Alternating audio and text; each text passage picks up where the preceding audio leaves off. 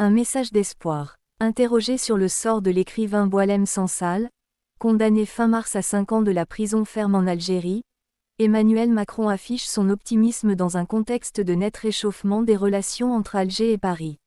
En marge d'un déplacement au Salon du Livre à Paris ce jeudi, le chef de l'État s'est dit confiant dans une éventuelle libération, indiquant que l'intellectuel franco-algérien faisait l'objet d'une attention particulière de la part des autorités algériennes.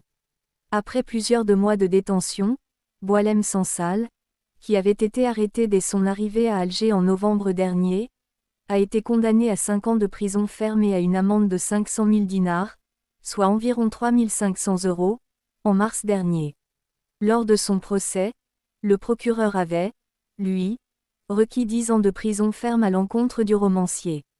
L'État français mise désormais sur une éventuelle grâce présidentielle pour libérer l'intellectuel, d'autant plus qu'il est gravement malade. Notre souhait le plus ardent, et ce sur quoi nous travaillons, c'est sur le fait que les autorités algériennes puissent prendre la décision qui lui permettra de recouvrer sa plus complète liberté, a encore insisté le chef de l'État. La situation de Boualem Sansal a aggravé des tensions déjà très fortes entre les deux pays depuis l'annonce par le président français Emmanuel Macron de son soutien à un plan d'autonomie sous souveraineté marocaine pour le territoire disputé du Sahara occidental.